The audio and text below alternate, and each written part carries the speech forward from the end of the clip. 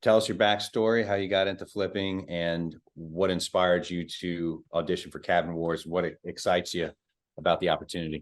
Well, I got into flipping. I guess it starts. My dad was a general contractor. I grew up doing construction. I mean, I was always on a job site, just picking up trash, holding this, holding that. And I learned the ins and outs of how a house is put together.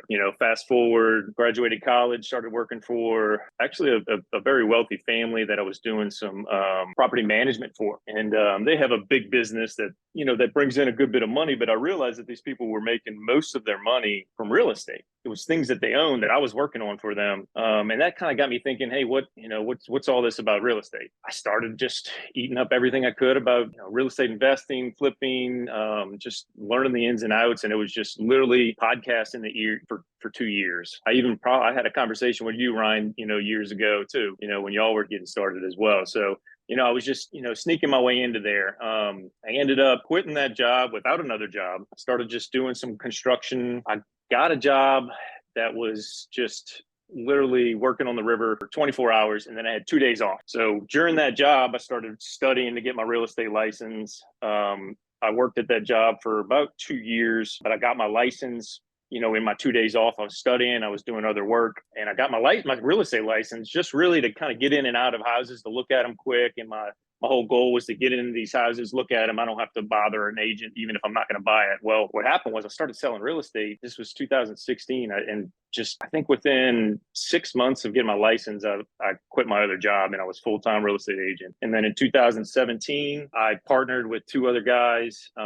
We did a flip in Hammond, and that was my first one. And there was a lot of challenges with that one. I learned that I can't have 3 partners. It was without I just didn't have control over everything. They were trying to help, hey, making decisions while I'm on the job, so that was my first one in 2017. And then, I've done 1 or 2 a year since then. And then, fast forward, I'm still doing real estate. I'm still flipping houses. I'm doing a lot more contracting too these days. But my brother Jason sent me the link to the Cabin Wars and said, hey, check this out. I was like, that's interesting. And then I'm on one of y'all's email lists, and they came through again. I'm like, all right, so I kind of showed my wife, and she's like, you'd be good at it. I was like, I don't know about being on TV. So I just kept kind of thinking about it. I was like, I don't know if I'm gonna, I don't know. So I just brought it up with a few different people, and just the encouragement of friends, family, just like, yeah, man, you'd be good at it. You do a good job on your houses. You have a good personality, blah, blah, blah, whatever. So I'm like, I don't know. It's too much self-promotion, but I ended up applying, taking the advice of some other people. Here I am talking with you guys. The second question is competitive edge.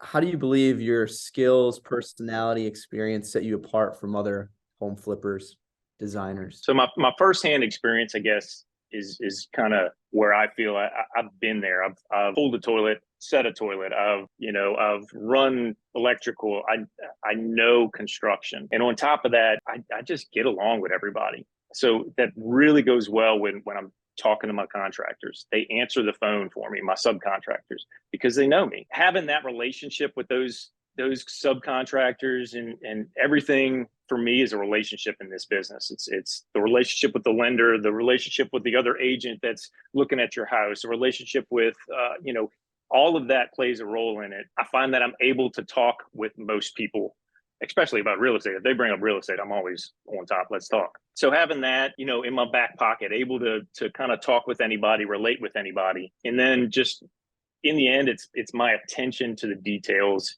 in a flip. I haven't done many lipstick on a pig flips. I like to go in and do it like I'm going to live in the house.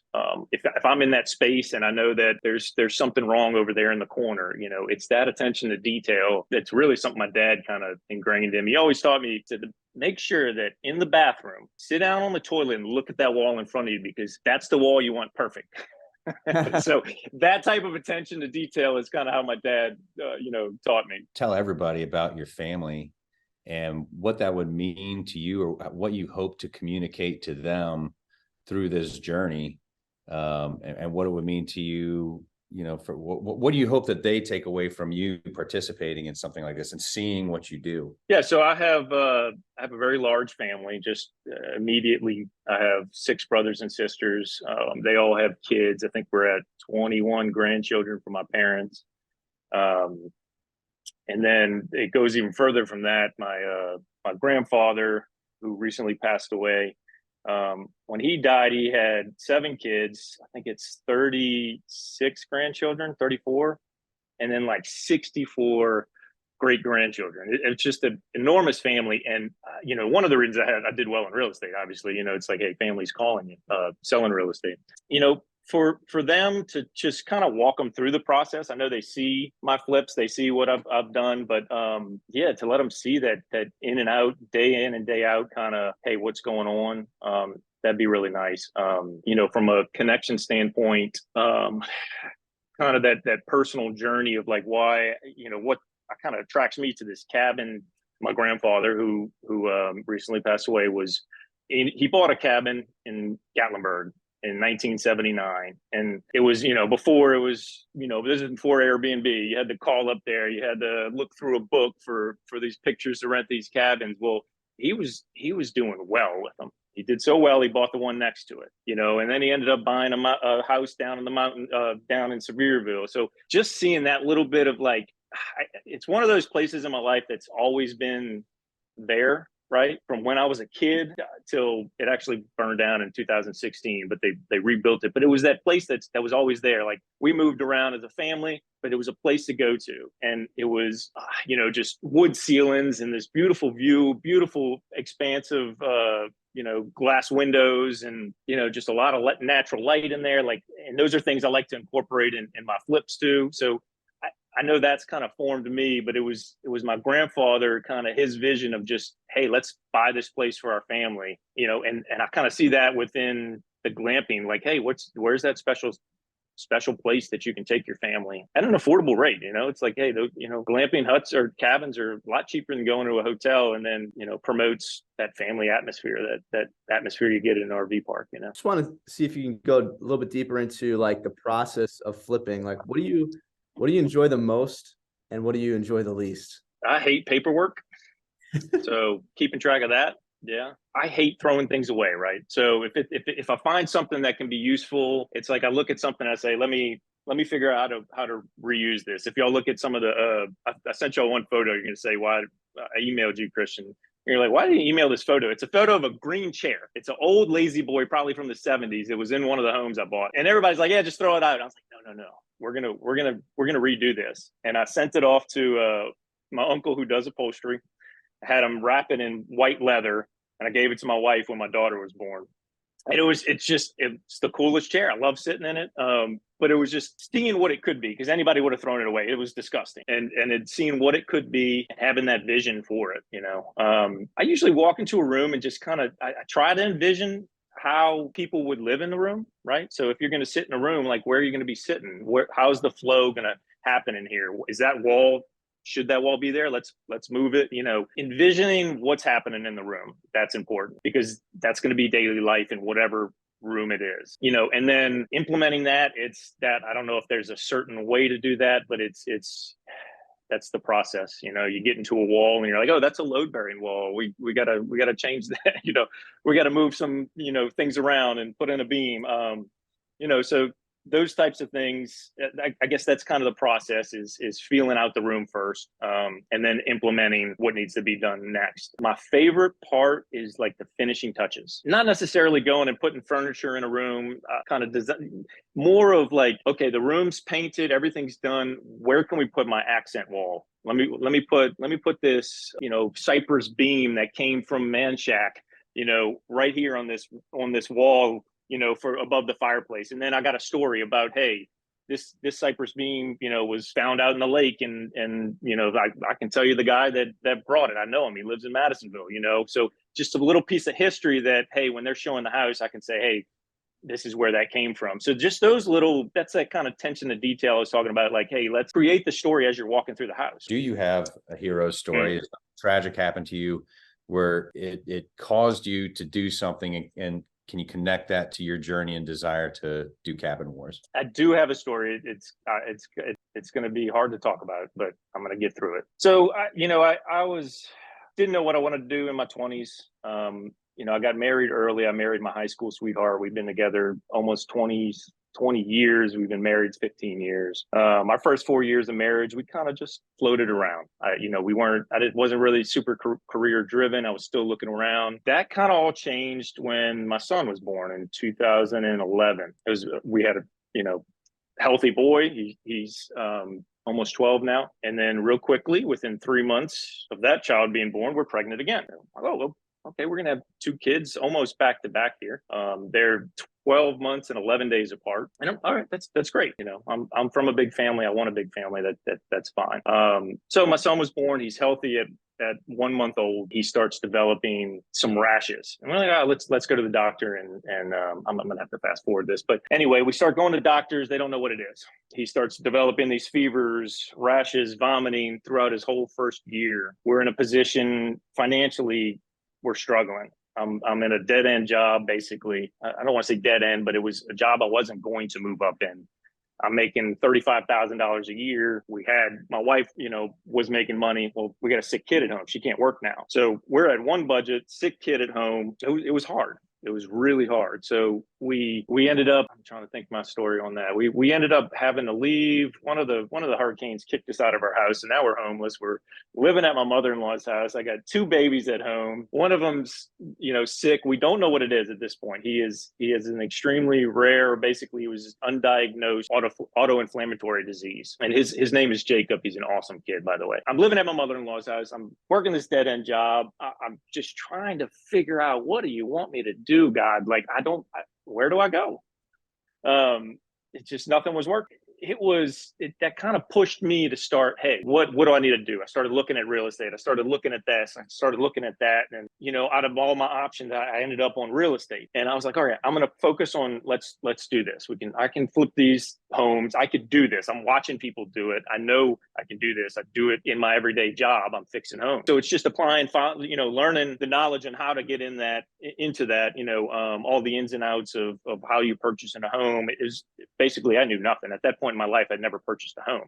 That's when I started studying, and it was just the kick in the butt of like, hey, you got 2 kids, one sick at home, and it lit a fire under me. I quit that job within, I think I held on to that job for a year or 2 because I had the health insurance through them. But once we got my son, to kind of a stable spot in his life, I quickly just said, all right, I left that job. And that's when I didn't have a job. I was like, I didn't have anything lined up. I was working on an interview to go work in New Orleans, but for about 2 months, I just had to put on a tool belt and just go make an hourly wage. And then, started studying. I got into real estate, took the exam, passed it. A friend of mine I ran into is a broker. He's still my broker these days. He was doing some flips, and we just started talking. I started selling real estate, and next thing I know, I'm going, well, let's look at this. I'm putting together some people that had a little bit of money. I didn't have money at this point. So I'm like, you got money, let's go do this. We'll partner, and we'll make it happen. You talk to friends and family. So that was when I first partnered with 2 guys, and we got a flip done. And look, it was hard. It was a challenge. We ran out of money. I had to do a lot of work without getting paid. Luckily I had another job that I'm working in between, right? I still got to pay the bills at the end of the month. Flips don't pay you till you're over with, right? So you sell it. I was working on weekends, working nights, trying to get this flip done. We got it done, and then it was a really bad time of year. It was like December or something when we listed. It was not good. We ended up doing some creative financing on it. We did a lease purchase to these people. So we turned it around, started making money on it, and then kind of got them to where they were able to purchase it. So it was a cool mix of like, hey, I got to purchase it. It was a foreclosure. We got to go through the foreclosure process, purchase it, go through the whole design. This was just my first experience of doing it myself. So went through the whole design part of it. And then I got to do some creative financing to make it work on the end. So it was a good learning experience. And then I think we all made $13,500 each. We made money. That was the goal. And I was like, wait, man, 13,000, that's almost half of what I was making 2 years ago, right? That was a lot of money to me. From there, I continued to sell real estate. That was 2017. I don't think I purchased another one. I did some flips with my dad but he owned it, but I was kind of helping him through the process of that. I think he did about 3 of them. I bought a foreclosure, which was probably the most chaotic thing I've ever done in my life. Or like, when you're in there, I'm in there now all the time, but when you're sitting in there, you're in a courtroom at this foreclosure auctions and your heart's beating, man. And so I'm in there. My dad just gave me a check. He's not even there with me. He's like, yeah, just tell you that. He walked through this home. It happened to have the door open. He went through it and he's like, yeah, I think it's good. It's probably, because I said, just walk through it. Tell me what you think it'll take to get it done. It's like, yeah, probably $40,000, something like that, 50. I'm like, okay. So I worked the numbers for him. I was like, all right, we can pay up to, I think it was like 113,000 on this one. I'm like, I'm in there. I'm like, I'm willing to bid up to 113,000. This house is in Mandeville. It was in a good location. So anyway, everybody stops bidding. And like I think I bought it for 86.5. And I'm like, what? How did I get this at this price? I don't know. Well, I left, so then I'm writing the check to him, I'm shaking, writing the check because that's final at the auction. There is no take me back. And I haven't been in the house. So I walked through this house. It was the absolute disaster. I think he ended up spending more like 100,000 on it. But luckily we got it at 86. He made good money on it. That house now is worth, I think it just sold for 365. Just crazy. Yeah. I wish we would have held on to it. We sold it for 215, I think. That was one of those experiences too, with just working through it with my dad. It was just a learning process. Like, hey, I'm at this auction. I'm watching people do it. Let's just move forward. You gotta get away from that fear. I think that's what held me back, early on in my career. Is just I didn't feel like I could do it. Like, I don't feel like I could be on TV, guys, to be honest. I'm nervous about it, right? But it's just like anything. It's like you don't know until you try. Moving forward on that, was quick. Just getting over that fear of like, hey, what's gonna happen? I was curious. That was great, actually. Have y'all been able to find out about your son as far as diagnosis? Yeah. Okay. Sorry. I can go back to that. So Jacob, he 11 years old now, or he'll be 11 on the 11th of November. He is the coolest kid ever. Like, he has the best personality. We actually exhausted all of the doctors around here when that was happening. So like, we went to a rheumatologist, an immunologist, all these people, just from specialist to specialist, and like, we don't know what it is. We don't know what it is. And meanwhile, we got a child at home that's, he was 16 months old. All he could do was sit up. He couldn't move. It's an auto-inflammatory disease, so he has just systemic inflammation. He had like arthritic joints. He had these periodic fevers. So it was literally like he would have this rash that would come. It would break out on his face and all that. The next week it would be a fever. Then he'd be vomiting, and then he would clear up, and then it would happen again. And it just for the first 18 months of his life, that's what it was like. That's where like, the connection to family and those experiences with them, because it was a lot of relying on my parents. I was always over there. It was just, you needed something to just take your mind off of it, So just, leaning on them was a big learning experience for us, or a just growth experience in that. And then figuring out like, hey, family is where it's at. Let's try and create our lives around that. But Jacob, we ended up getting with this doctor. Her name is Dr. Demetriadis, and she was at Children's Hospital. She was the first person to just look at us and be like, I don't know what it is, but I know it's auto-inflammatory. I just don't know what category that is. And it's very similar to autoimmune.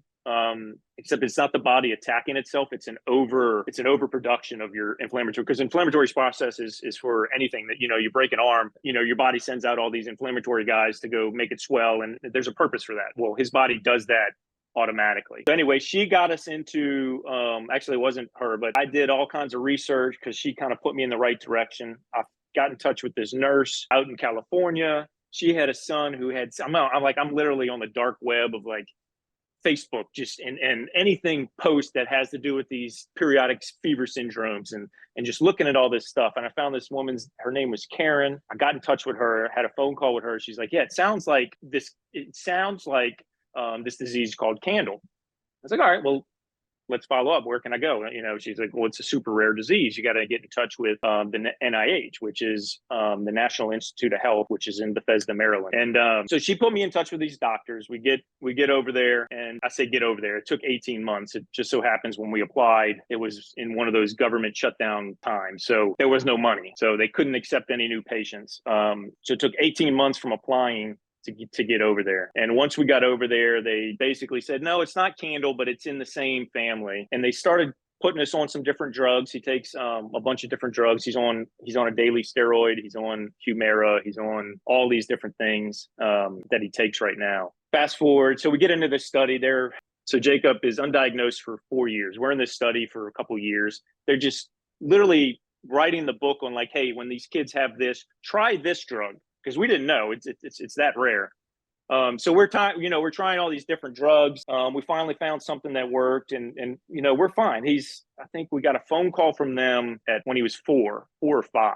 Actually, I got a phone call from the doctor that we originally saw that kind of gave us a little glimmer of hope. And she actually had moved away. We hadn't seen her in years, but she called me and she says, my friend at the NIH, this is kind of the inside word from the NIH because our doctors at the NIH hadn't called us. She goes, my friend at the NIH is on Jacob's case study. She goes, we were just talking about Jacob's case, albeit she's not getting paid for this. She hasn't seen Jacob in 2 years as a patient. So they're talking about Jacob and they're relating to, there's another kid that had very, very similar. I mean, it's like, on paper, they look the same. And this guy's a lab kind of geek, and they have to sequence all these genes. So they've been looking for a gene mutation is what they were looking for. So this guy, just in their conversation, he decides, well, let me just hand sequence all these things as opposed to running it through the computer, because computers make errors. In doing that, he found that Jacob had the same mutation as this kid. For some reason, the computer was missing it. It was actually the same mutation as these other 2 kids. In the realm of rare diseases, it takes 3 known patients to name a disease. They found Jacob. He was the 3rd link that had these same things. So they ended up naming his disease. So we got the phone call that said, hey, we know what the mutation is. He's got this disease called Nemo-deleted exon 5 inflammatory syndrome, or NDOS for short. I was like, all right, great. What does that change? Nothing. We got a name. That was a really cool experience that they connected that outside of the realm of work. Like, hey, let me just figure this out because this other doctor's asking me to do it. And we still see Jacob. We still see his doctors. We just got back. That's where we were. That's a very compelling story, man. Well, along the lines of that, right. How do you hope that your viewers will connect with you, with your personality, your style, or your approach on the show? I would hope that my authenticity would show through. I'm not a guy, Nathaniel in the Bible, they say that he's the man, here comes a man with no guile, right? There's not much that I hide behind, whether that's going to show through on TV. I don't know. I think I do well in real estate. Most of the time, if I get in front of a client, they're buying with me. I can immediately create that rapport with them. And that's just being authentic. I'm not going to change what I do, how I do it, just because I'm on TV. There's an end product that I'm looking for, whatever it takes to get there within my moral standards, right? So I'm hoping that can kind of show through. Can you share with us a little bit about your what you, I guess, envision the cabin to look like, and like amenities you'd like to include, outdoor, indoor? It's hard to say. I haven't seen them. Right. I guess my kind of ideal cabin, right, is to incorporate you're out in nature. So it's to try and incorporate that as much as you can, right? What I would like is a comfortable space, right? So if you got a good living space for people to gather around, right? And trying to find that, whether it's a nice little fire pit area right outside the cabin where, mom and dad can go sit when the kids are in bed, or, somebody from down the way that's camping can come over and share that moment with you. But create a space around that, and then maybe go and add features to that. I like a lot of natural light. So if it's within the budget to, hey, let's open up this and put a big window in here, let's let the light in. So you're kind of sitting in the cabin, but you almost feel the nature right out there, I love wood features. I just like natural wood features. So if we could, let's say it's a bolted ceiling with some tongue and groove pine on it, something like that. If it's a sitting area inside, can we put maybe like an electric fireplace? Just to create some kind of ambiance around that. That ideal thing. And then I don't know what the kitchens look like, but when I'm camping, there's 2 things I think about. It's like, hey, where's the beer and where's the kitchen? Because I need to cook. The kids are out playing wherever. I'm going to make food. I'm going to ring a bell and they're going to come eat. So let me cast a vision for you. It's final reveal day, voting day. All the votes are cast. You coming in, you got your family there. You got everybody else's family there. Everybody's waiting for the big announcement to see who won. And then it's announced that you won. You get the big $40,000 check. What does that mean to you, to your family, or to your community? Like what? I'll probably go pay something down. It would mean a lot right now in the world of real estate. Selling real estate, it sucks right now. I can tell you that. It's been a tough year. I've had to do a lot more contracting and kind of to pay the bills and things. I'm used to closing 20 homes a year. I've closed 5 this year. It's been tough. So, just from a financial standpoint, absolutely. That's going to be literally, it's going to help me put bread on the table. From a standpoint of winning it, yeah, I would hope that it just gets my name out there, as in like, hey, here's what this guy's doing. I'm not a good self promoter.